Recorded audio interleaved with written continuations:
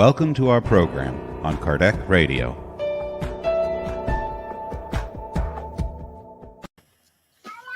Hello, everyone.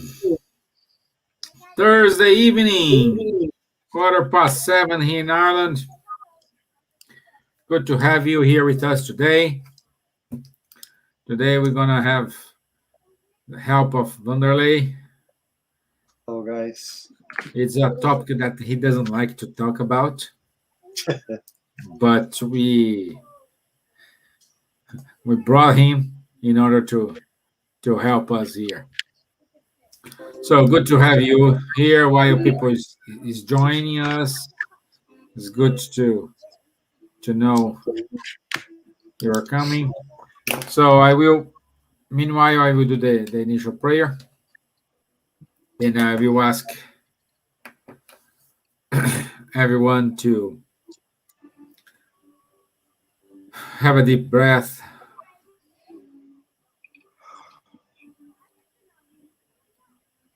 Raise up all your thoughts or our thoughts towards Jesus, asking him to send over us his blessings.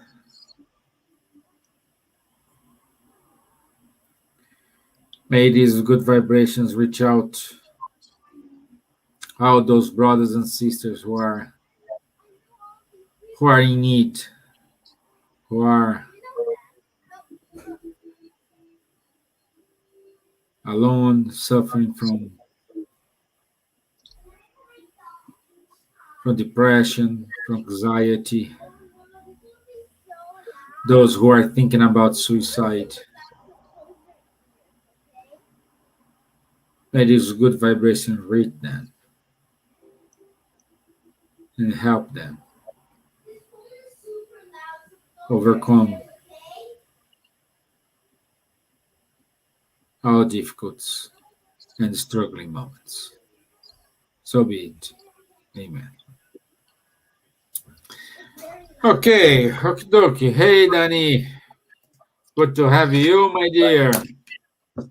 Now you are out of school. You are okay, so no excuse, eh? No excuse. Yeah, and we keep studying the book 4.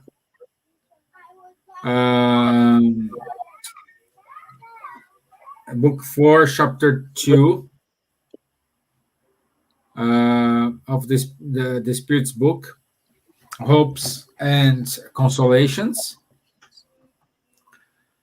And we will start on question 1012. Okay, so if you want to grab your book, is question 1012. Okay, and the main topic is heaven, hell, and purgatory. And this is a topic in which particularly Wanderley and I would like to talk about it. And we would expect you guys share with your thoughts with us and ask our questions. Okay, so Leah, good to have you here with us. Thank you, my dear. So we shall move on. So the question Kardec asked to the spirits was, are there circumscribed places in the universe that are intended for the punishments and pleasures of spirits according to their merits? In other words, what Kardec was asking here, is there heaven and hell? That's the main question he asking here. And the question was kind of straightforward. Punishments and joys are inherent to the degree of a spirit's perfection. Each spirit carries within itself the source of its own happiness or unhappiness. Pay attention. This is life changing. Each spirit carries within itself the source of its own happiness or unhappiness. And since spirits are everywhere, there is no circumscribed or enclosed place for one or the other. Okay? So, we are responsible for our happiness and our unhappiness. But you can say to me, go on. No, what? Do you want me to go? No, I thought you say something. No, I was changing my camera, but go ahead, no worries. Okay. No, but when you say, but we do have, we call it, for example, lower zones. We do have the Suicide Valley. We do have all these places. But, and my answer to you is yes. But I like this definition from Kardec. That's not the spirits. You will find this, that's the end of the paragraph. The idea of fixed places, of reward and punishments exists only in people's imagination. It proceeds from their tendency to materialize and circumscribe the things whose infinite nature they cannot comprehend. So, that point in which we humanize the God, at a certain point that the God has the same imperfections as we have. And this tendency for us, we have, like, if I do good, I should live, I should have a better life. If I'm doing something bad, I should live a non-good life. Okay? In a way to answer the question where we go, or after, when I die, what I'm gonna, we cannot explain. So because we cannot explain,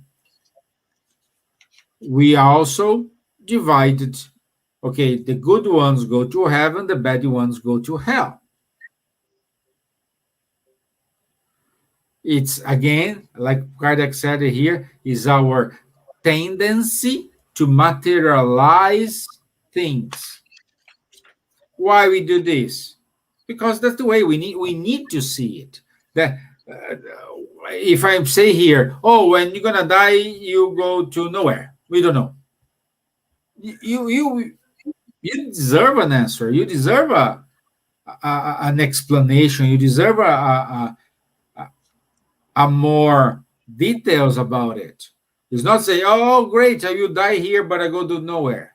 So we need to materialize this. Okay?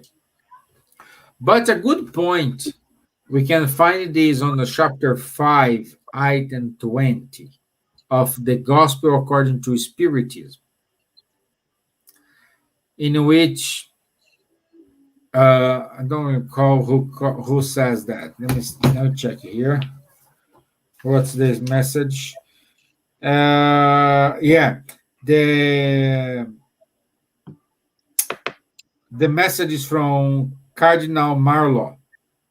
So it's a cardinal from the church, And the title is Happiness is Not of This World. What does he say here?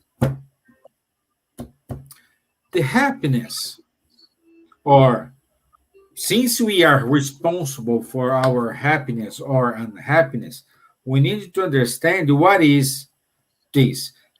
Happiness, we know it is a moment of pleasure when you are all the planets are synchronized and everything is running smoothly for you. And punishment is the opposite of that. Okay? But happiness here, we can say, if I ask it to a person, for example, Wanderley, are you happy? Today, yes. See, I like that. I like the answer. Today, yes.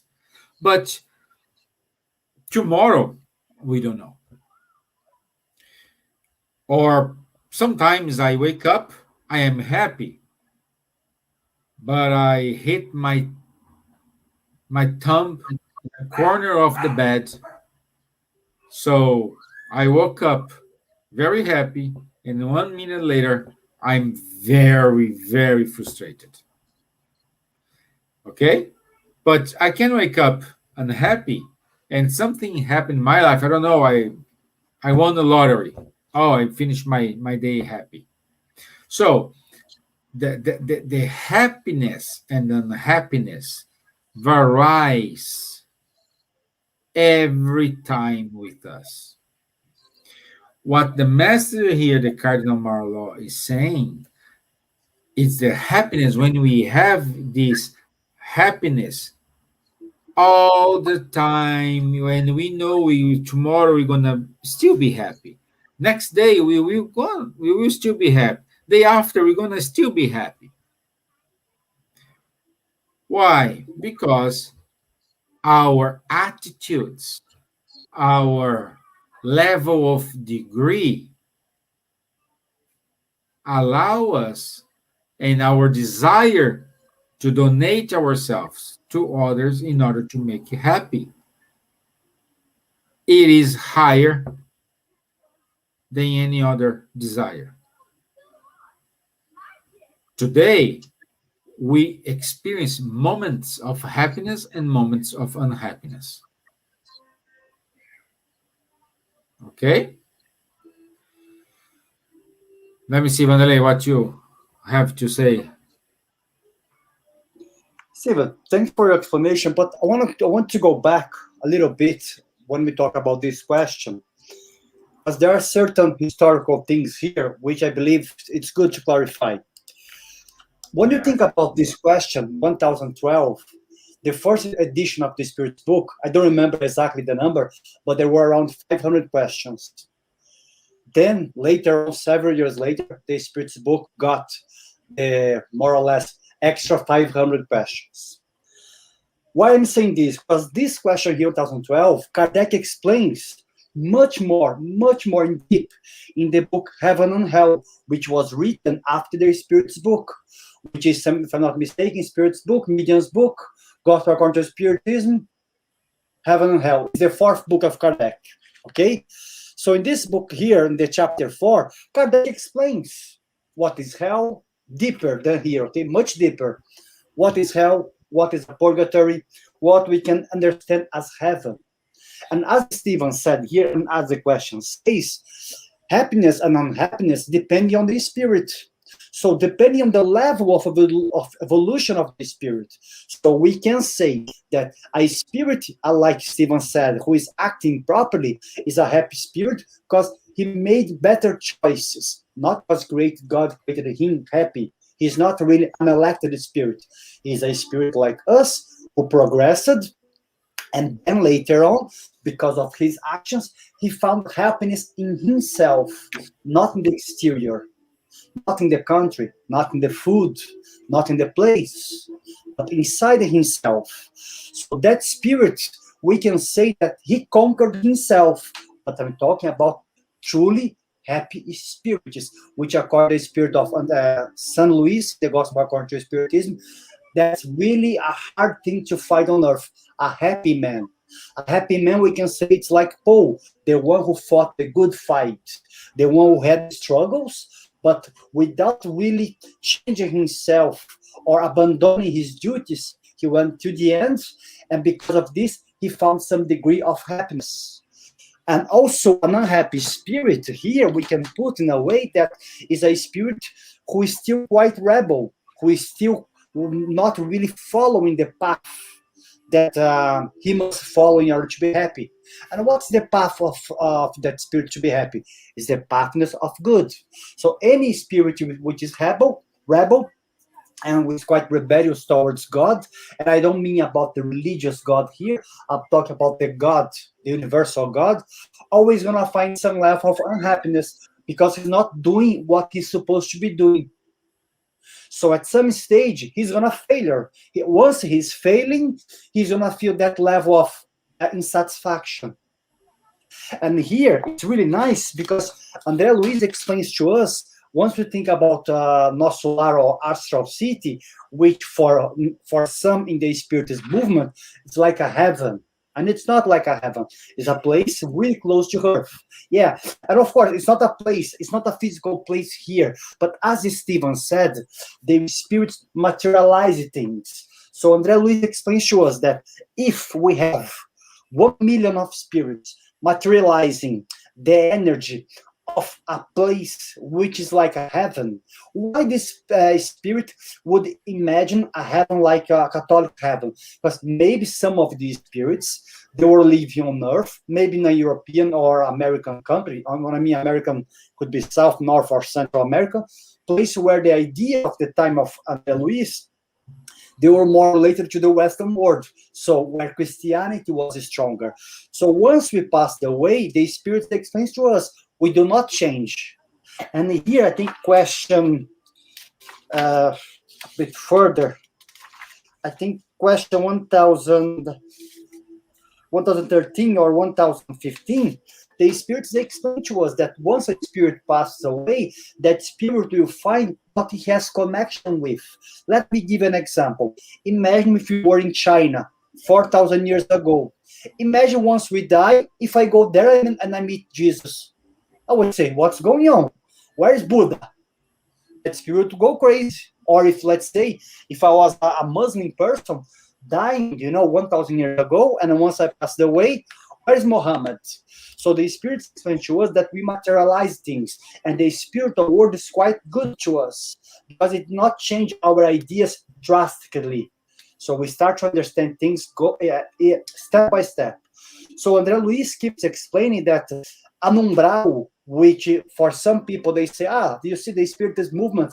They took hell and they made that equal as an umbral. So they changed the name basically, and we didn't. What André Luiz is trying to explain is what Kardec explains in the book Heaven and Hell, that a lot of minds together, they start to have this idea of hell in the past. And why they have a very similar idea of hell? Because of the book of Dante Alighieri, the Divine Comedy. In that book, Dante, he painted a hell like the Catholic Church now is still believing. So before Dante Alighieri, there was no really visual place, a visual picture of hell. That picture came after Dante. And the mentors, I think André Luiz, Missionaries of the Light, he explains to us that Dante got this vision once he was in a dream. Once he went in a dream, he visited the lower zones. But again, Wanderley, if Dante visited that place, it means that place exists. No, it goes back to the same explanation. A lot of minds together, they created that place. So we cannot think that God, if you take the Spirit's book, God being perfect, just, the most clever energy in the entire universe, would create a place for people to suffer. Because if he does this, first he's not that clever, and also he's not perfect. Because he cannot create a place to punish its own creation because he knows its own creation is imperfect. Doesn't make sense. We created this throughout our religions, like Stevan said in the beginning. We humanize God, and all of us, we have been humanizing God. We have been humanizing Satan or devil, heaven, hell, and purgatory in the way that we believe. Whatever name you want to say. Yeah. So if you ask a man again in China 2,000 years ago, what's the way which they see heaven? They will see in one way. Another person, maybe in Rome, they would see heaven in a different way. So we are creating things in our mind. And this book, just to conclude here, Steve, as Kardec said straight away, everything is a matter of figures of speech. We use figures of speech according to our language and tradition in order to give name to things. We name things. But guys, again, I'm going to recommend one more time the book Heaven and Hell. I'm going to put the link here on our comments where you guys can find in English, chapter 4. And you guys will see how wonderfully Kardec describes and he explains that. You know, it's a wonderful, wonderful, I mean, it's nice. That's what I mean. Mm-hmm. No, it's amazing. Like, hi, Rihanna. Hope everything's okay in South Africa. So, hi, Wanderley, Stevan. I love this talk. Thank you. Danny point out something here. And it's important to point out what makes me happy maybe is not the same that what is going to make you happy. It's all about the levels that we are in this incarnation. Perfect, Danny. And you spot on here. That's the difference between ourselves and those spirits who are in the happiest world. The difference is because we still look something in a selfish way. What is make me happy? In spirits who are in the happiest world, they think what make them happy. It's a change the complete the concept. I remove myself from the scenario and I put my brother who is next to me. What I make him or her happy. What I need to do to them. That's the difference, guys. And seeing this, like Danny said, yeah, it changes everything. It is because it's a different concept. I will be happy because I'm making you happy.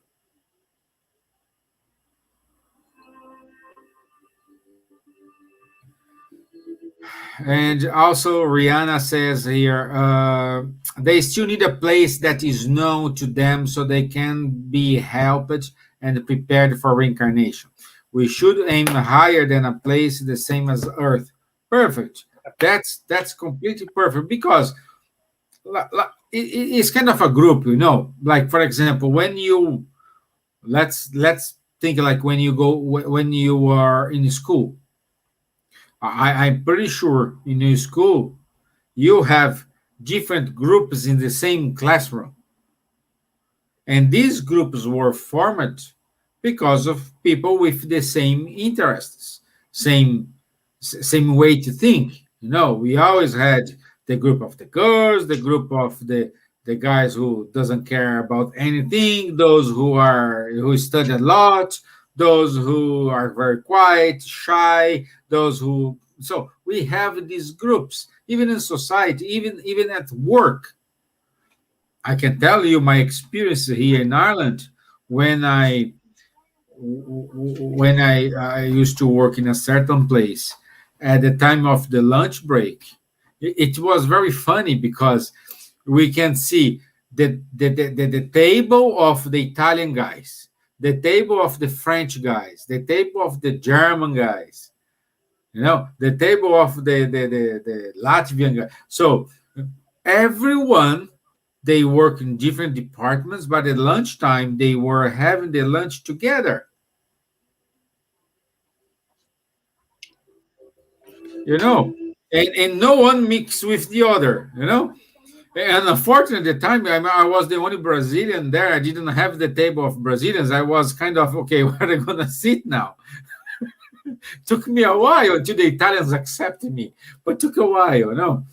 But this is so why this happened, because we are thinking,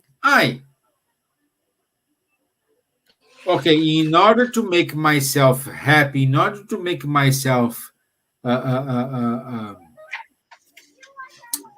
uh, I forgot the word.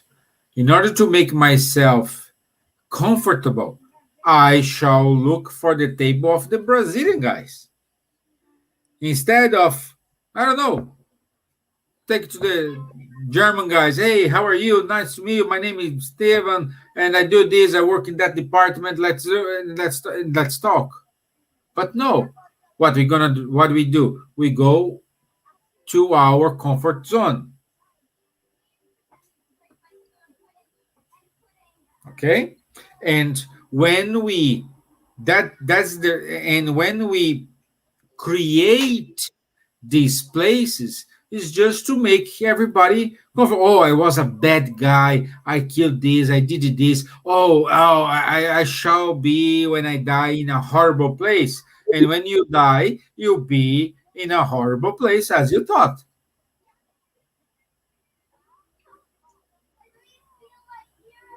You know? So again, when Kardec asked to the spirits on the question 1013, what is to be understood by purgatory? And the answer, purgatory, is a physical and mental suffering. It's a period of expiation. That's the word. But in terms of place, Kardec says here, what is called purgatory is also a figure of speech that should not be understood as some definite place, but rather the state of imperfect spirits who are in expiation until their complete purification rises then to the plane of the blissful spirits. So again,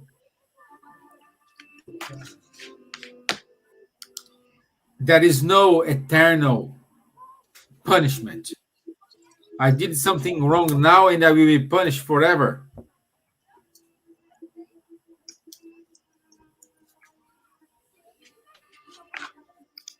Yeah. Oh, yeah. Let me see here. Let me see. There's a. Yeah, Wanderley. No, go ahead. Go ahead. Yeah, the patrocinio says to us here, you make me remember an interview with André Luiz, the spirit, and he answered about the umbral. And the question was, where starts the suffering zones? And then we're inside ourselves. I didn't see this patrocinio, but thank you. Good to know. I will look more about it. But that's it. That's the answer. Inside ourselves. Heaven and hell is our conscience punishing us. It's our conscience saying, hey, you did bad. You are a bad guy. You didn't do, and you start to create all that environment. You know, like a person with depression, all this, the first step is when they allow to create that environment and they suddenly see trapped in these feelings, in these emotions, and they cannot see a way out. That's the role. That's the role of a psychiatric or a psychology person within the conversation, sometimes with medication. They help you to find a way out of this circumstance where you put yourself in. Correct me if I'm wrong, Wanderley.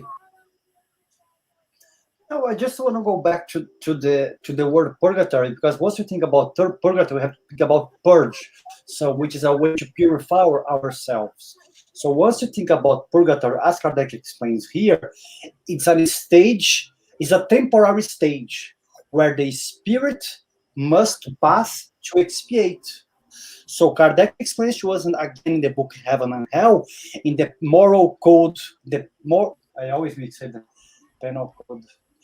penal code of the future life, the steps to us in order to pass through a fault, a mistake that we committed. So this purgatory that we have here is just a situation where we're going to have to pass through in order to fix what we did. And how do we fix what we did? First, I have to acknowledge I made a mistake. So I'm in a situation here with Stevan. Let's say I say something bad to Stevan. I don't realize right away, but then I realize tomorrow, hey, Stevan, how are you doing, man? Sorry, but I said that to you. And then perhaps, depending on what I said to Stevan, he's going to say to me, Wanderley, that's okay. No worries. Keep going. How many times he said that, by the way?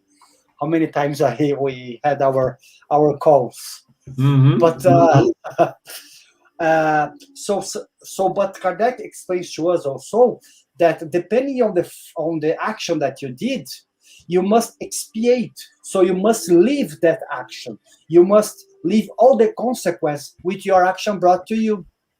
Once you pass through, once you leave all the consequence of your actions, then you can expiate. So you can purge. So you are passing through a purgatory stage.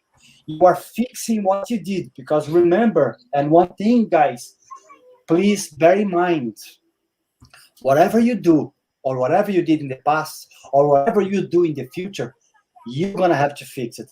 Not Stevan, not anyone else, not Danny, not Patrocinio. You're going to have to fix it.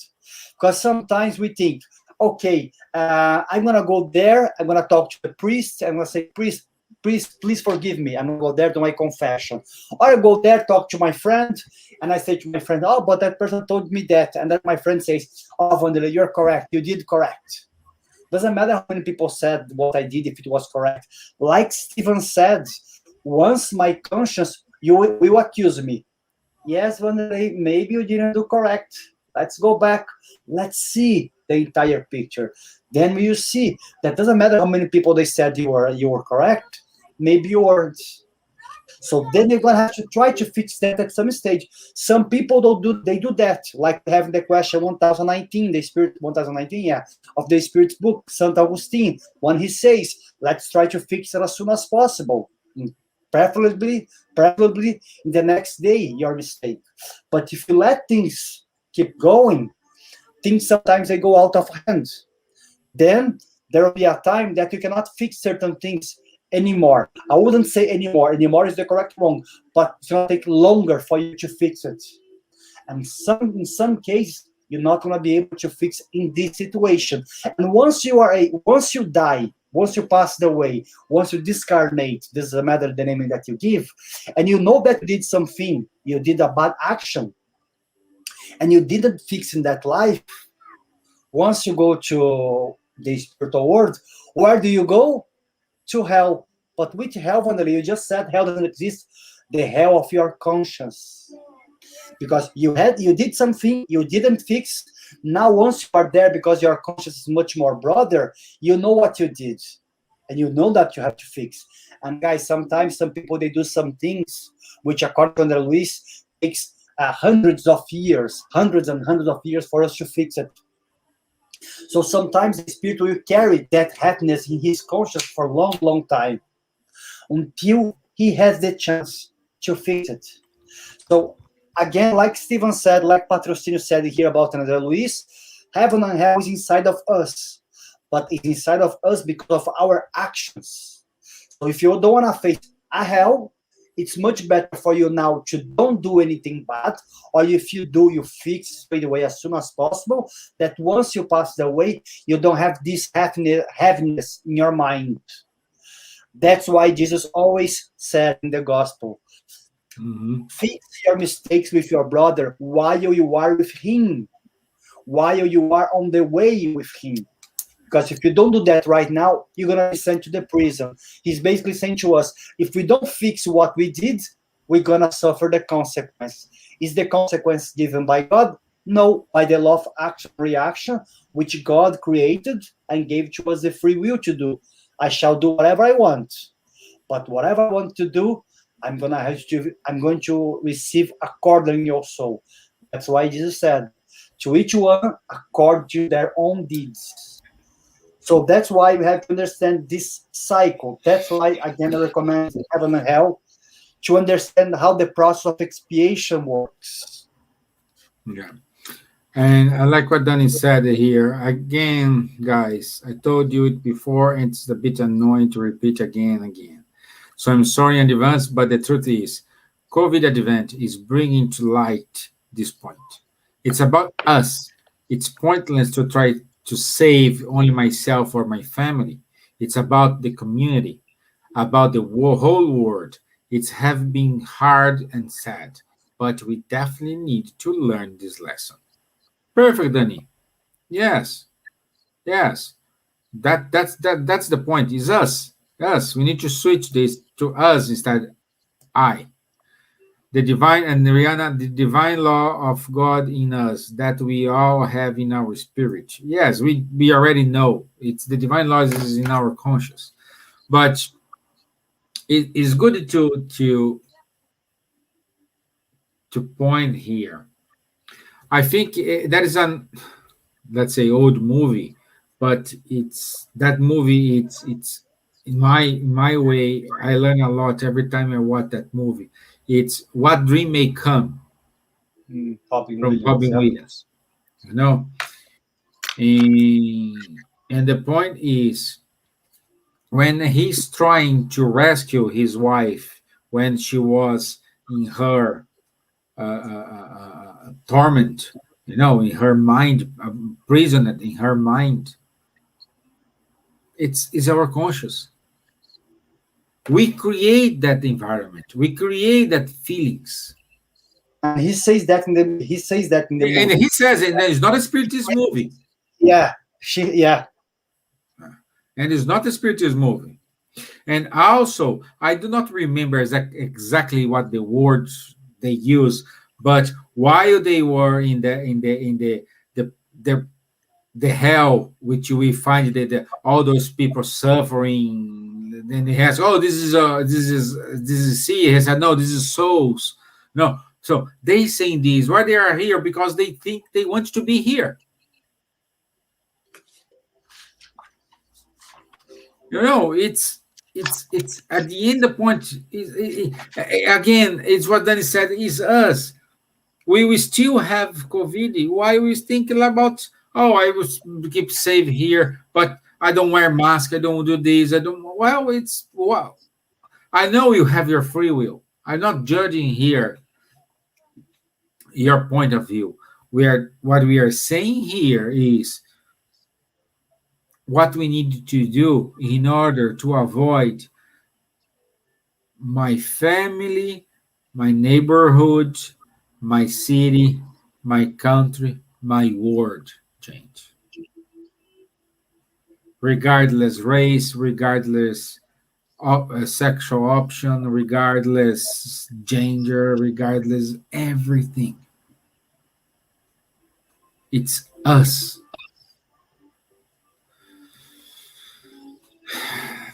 There is a question here from Leah. What if who I have wronged won't give me the time of day? I pray upon this, pray to open their eyes and hearts to me. Unfortunately, Leah, is unfortunately not, we cannot get the people for by hand and say, hey, come here, do this or do that. Unfortunately, not this. But praying for that. I would say sometimes that person is not ready for this. We said at the beginning of our conversation today, we are in different levels, we are in different moments. Perhaps for you, reaching that point is clear in your mind. It's so obvious. But unfortunately, that other person, not because you are more advanced or not, perhaps that person, they didn't live those experiences like you lived. And for them, it's not obvious like it is for you. Go, Wanderley, because I know you in 5 minutes you need to go. Yeah, there is other aspect of this, okay? Let's say if I do some mistake against someone, depend on what I do. As I said what I was giving an example of Stevan, so a few things, they are easy to fix it. But André Luiz, I think it's in the book Sex and Life. I'm not sure the book exactly, but he gives to us an example of a person who wants to incarnate, and because he needs to fix that mistake with that person for a good. He must fix that mistake with that person, which has been taking, I don't know, several years before, even centuries ago. But that person, he cannot find that person in the spiritual world. He explains a bit more. Then someone says, but when the spirit can go and can travel, yes, but there are some complications on that. But that spirit did not want to forgive that spirit, which André Luiz is talking about. So André Luiz explained to us that, yes, if you did your best, as you said, if you prayed to that person, and that maybe that person, as Steve was saying, is not ready to forgive you, but if you really did your best to try to fix it, you prayed a lot, you did everything, then because of the choice of that person, your issue is not anymore with that person. Your issue is with the law of the action and reaction. So you're going to have to solve similar things sometimes with someone else. That person is not ready for you. But what the spirituality will do? Wanderley wants to fix his mistakes with that person, but that person is not ready. But he still must fix his mistakes. I'm going to give similar situations to him. Then he's going to be, let's say, fixing what he did with someone else or the other situation. Then he get thumbs up with the law of action and reaction. And that person can be for thousands of years without forgiving him. But that energy won't touch that person anymore, because that person has paid. Okay, there is no payment, but Kardec used the word payment. Has paid all his debts with the law of action and reaction. The other person is not ready, I pay to the law of action and reaction. It's always best to try to fix with that person, but if that person is not ready, and if you know, guys, when I say, I'm going to repeat it, if you know that you did your best, because sometimes I say to Stevan, I do something against Stevan, sorry. And Stevan said to me, Wanderley, you just, I don't know, broke my leg. How come you come to me and just say sorry? I'm saying sorry. If you don't want to take my sorry, it's up to you. Man, you broke my legs. Not like this. I need time to forgive you. Okay, I said forgiveness. God, I said forgiveness to Stevan. If he doesn't want, it's not my problem. Guys, it's not like this. There are certain things that do, guys, that takes a long time. And we must respect the other one. We must respect the space of the other one. But if still you really did your best, that's not your problem anymore. You have to keep going. Otherwise, guys, there are some cases which take thousands of years to be fixed. The spirit wouldn't evolve. Why he wouldn't evolve? Because he's attached to that energy. But the mentors, the high spirits, what they do, they say, when the Wanderley wants to fix, the person doesn't want, let's break the connection between them. He's going to get his forgiveness. He's going to be forgiven for what he did because he's working in something different. He's trying to pay his debts in another way. The other person's business. There is no, they break the connection. I don't know if if it makes sense, Stevan. For me, it's clear, but because they break the connection. Otherwise, guys, imagine the case of Judas. Imagine not the case of Judas, because Judas, he was with Jesus. Jesus would forgive anyone. But imagine if you are in charge of the death of hundreds of people. Maybe that hundreds of spirits, they will never forgive you, or they will take thousands, 3,000, 4,000, 5,000 of years to forgive you. The connection, it's there. It's going to exist until it must. Once. Okay, guys, I have to go, Stevan. Okay, go ahead. Go. See you guys. Good night. Bye. Yeah. So, what we need to understand, everyone, is if God is perfect, is all good, He cannot allow us to suffer. And he's not doing this because in order to make this goodness, this happiness, he makes the laws. And every time we deviate from this, we need to fix the error and go back to the same place. So it's my actions. Again, it's what Danny says here about end up the COVID, any other kind of disease, or any other kind of problems, the hunger in the world. So it's us. It's a collective thinking in order to make this. This week, Wanderley shared in a group we have a short video from Haroldo Dutra. It's a Brazilian speaker. Unfortunately, it's in Portuguese, guys. But Haroldo was saying the message when Mary, Jesus' mother, went to rescue Judas. And he was saying that he didn't recognize Mary, but he was saying, "Hey, you don't know me. You don't know. I did bad things. I did bad things. I did this. I would." And then he said, "Do you know Jesus?" And she said, "Yes, I know Jesus." Yeah. So I am the one responsible for his death. So I am the one responsible for all the sufferings. I thought I was giving him the kingdom, and I give him his death. So it was his punishment, his conscience punishing him. And it started the moment when after the sin, he killed himself. And then Mary, I do not recall the correct word she said to him, but all the love, and then the moment and she said, "Oh, even him, if myself can forgive you, we need to work on," and saying good things, beautiful things, who is emotional for sure gonna cry when we listen this. And he recognized her, and then she is able to rescue him and take him away from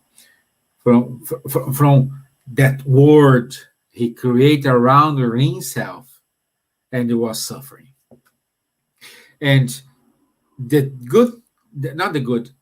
interesting thing is people who is already incarnated, it's not death, lives in this kind of world.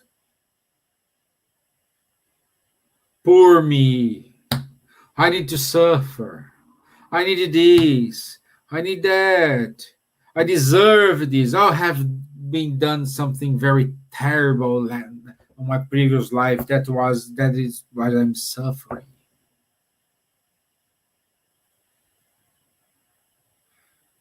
And this come up exactly what Robbie said here. We need to understand that things happen for us to learn, not to take personally. That's the point. We need to learn. Remember when we said by Leah, despite of all prayers, all talkings, all efforts she's doing in order to make someone to see an obvious thing, they don't see. And what to do? We cannot do nothing unless pray, because that person sometimes is not ready.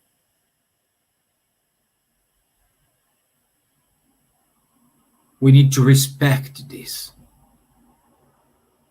And again, what Danny said at the beginning, what is good for me, perhaps not good for you. The solution of these problems, it is when we start to put I aside and put us together. That's why Kardec says here,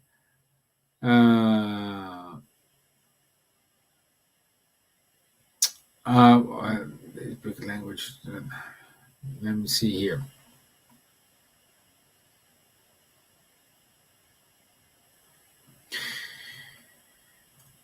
What is this? Since the purification course over several incarnations, purgatory consists in the trials of corporeal life. So, once we learn, once we have conscious about what we learn here, like for example, unfortunately, guys, the hard message today is because you know this, your responsibility is higher than 1 hour ago, compared to 1 hour ago, because you know this. And when we start to deal with the others, we need to reflect that. We need to think, of course, you're going to make mistakes. Of course, we're going to suffer. This is not avoid sufferings, but let's do not create our purgatory. Not let's create our hell. It's up to you to decide what you want. It's up to you to decide where you want to be, like in 1 year, 2 years, 3 years, with your life, with your job, with your family. Are you teaching your kids to think about the others? Are you teaching your children to respect the nature? I would say the nature will survive. The nature will prevail, with or without us. And where you want to go. We need to face the problem and fight.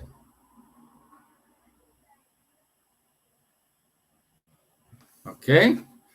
So do you have any other questions, guys? Let me see if there's a lot of important topics here we can talk. Let me see this part. The question 115. Kardec asked, what should be understood by a torment soul? And the answer, an errant and suffering soul, uncertain about its future, and to whom you can provide the solace it frequently begs for when it comes to communicate with you. So, when we are a torment soul, when we are suffering, it is because we are looking only on us. We are just thinking, is a kind of selfish way. But we needed to understand that we are not alone. I don't want to become like redundant and saying the same thing, but there is no other way when we think in collective instead of individually. Okie dokie. So looks like there is no more questions here. Yeah, but and when we stop here on the question 1016. Yeah. But I hope you understand. You could think about more. How is your position in your work, in your life, in your family? You know, we need to to think more about it, analyze this, and put in practice. Sometimes you're gonna reach the goal, sometimes we won't. And I'll say we will not reach the goal most of the times, but at least we are trying. At least we are preparing ourselves. Remember the example from Leah? Perhaps we don't understand yet, but we will understand. What we need to do is try. And I hope you keep trying. Okay? So let me do the final prayer. So once again, I will invite everyone to connect yourself with your mentors, with the superior spirits.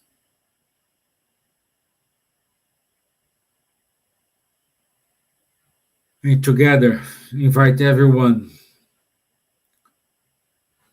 to send this prayer, to send this moment of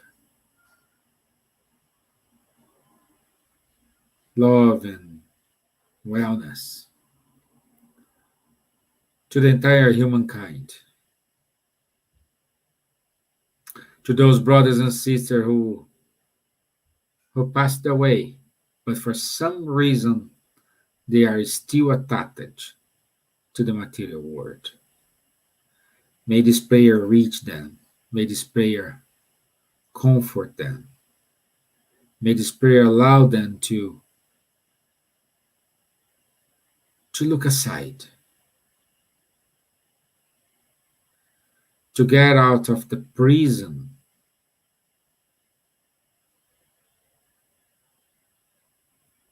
to get out of the self-pity position and learn with our mistakes.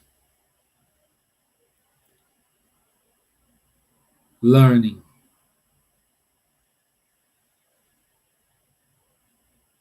from everything we need to become a better person.